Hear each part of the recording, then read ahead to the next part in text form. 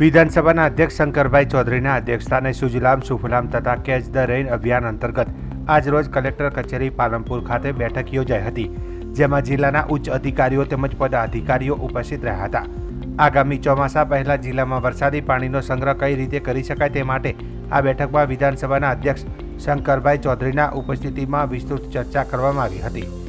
વિધાનસભાના અધ્યક્ષ શંકર ચૌધરીએ જણાવ્યું હતું કે વડાપ્રધાન નરેન્દ્રભાઈ મોદીના રાષ્ટ્રવ્યાપી કેચ ધ રેઇન અભિયાન અંતર્ગત બનાસકાંઠા જિલ્લામાં જળ સંચય માટે સૌ કોઈ સાથે મળીને કામ કરીએ, પાણીનો સંગ્રહ કરીએ, લોક જાગૃતિ વધારવા કામ કરીએ, ખેતરનું પાણી ખેતરમાં તથા ગામનું પાણી ગામમાં રહે તે મુજબ માઇક્રો લેવલનું કામ કરવા અધ્યક્ષે જણાવ્યું હતું. અધ્યક્ષે વધુમાં જણાવ્યું હતું કે પ્રારંભિક તબક્કે જિલ્લામાં 25,000થી વધુ લોકો શોષ કુવા બનાવવા માટે તૈયાર થયા છે. જિલ્લા વહીવટીતંત્ર બનાસ ડેરીને લોક ભાગીદારી થકી જિલ્લામાં શોષ કુવા નિર્માણ કાર્યને શુભારંભ કરાયો છે. આ કાર્યમાં 50% રકમ બનાસ ડેરી દ્વારા ફાળવવામાં આવશે. બનાસકાંઠા જિલ્લામાં ભૂગર્ભ જળના તળને ઊંચા લાવવા માટે શોષ કુવા બનાવવામાં, તળાવો ઊંડો કરવા, ચેક ડેમ બનાવવા, નવીન ટ્યુબ વેલ બનાવવા, બોર અને કુવા રિચાર્જ કરવા માટે સહિયારા પ્રયત્નો હાથ ધરાયા છે.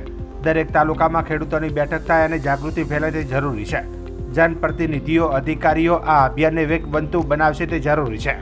આ બેઠકમાં ધારાસભ્ય અનિકેત ઠાકર, પ્રવીણભાઈ માળી, સૌરભજી ઠાકોર, કાંતિભાઈ ખરાડી, માવજીભાઈ દેસાઈ, જિલ્લા કલેક્ટર મિહિર પટેલ, જિલ્લા વિકાસ અધિકારી એમ.જે. દવે, અધિક કલેક્ટર સી.પી. પટેલ, સંબંધિત અધિકારીઓ, જળ સંચય માટે કામ કરતા આગેવાનો ઉપસ્થિત રહ્યા હતા.